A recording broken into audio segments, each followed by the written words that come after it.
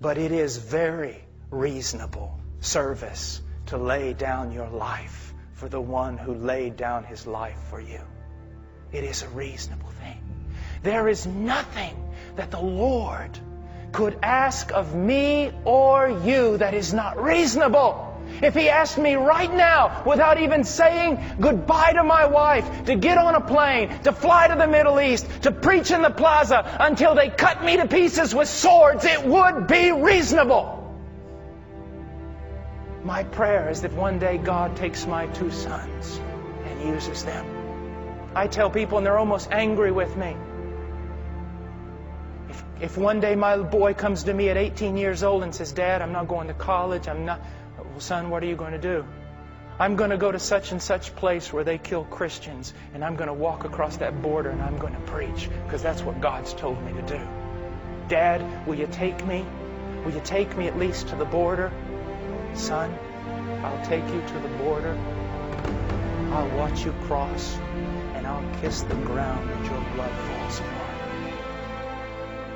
There is nothing unreasonable that the Lord could ask of you. First of all, our Master is a kind and gracious Master. He loves His lambs. He is the Good Shepherd. But even when that Good Shepherd may ask us to give away our very lives for Him, it is reasonable to do so. It is unreasonable to do anything else. It is so unreasonable to live for a temporal, passing world that has been given over to fools. But it is very reasonable to live for the Lord. Now, let me say something about reasonable service. This may help you. It's a short personal testimony about something that the Lord did in my life. I took great pride in my devotion and my dedication. I took great pride in that I studied harder than anyone else at seminary. I took great pride in that I was more careful about my walk. I took great pride in my preaching on the streets and living with street people. I took great enjoyment in knowing that students would be sitting around tables having a good time until I showed up. Till Moses came down from the mount. I took great pride in people seeing me tired. I took great pride in hearing people say, "That young man is just giving his life away." I took pride in people seeing that I was poor and that I would not take anything from any man. And then one day, I was with a man who's discipled me for years. You might know him, George Mueller. I was rereading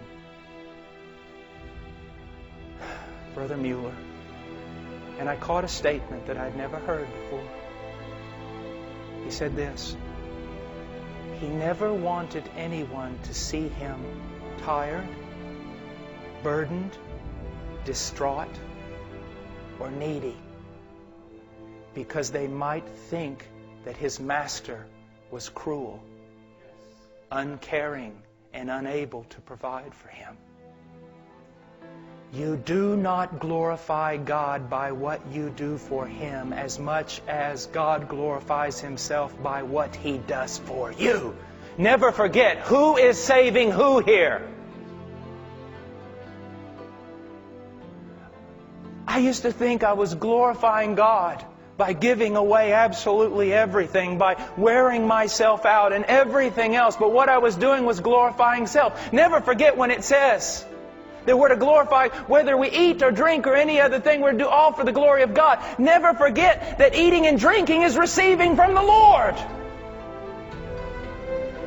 When you eat, from where does that food come? From the Lord. When you drink, from where does it? We glorify God more by demonstrating to people all that the Lord has done for us instead of demonstrating to everyone what we've done for the Lord. And that is a statement that will free you up.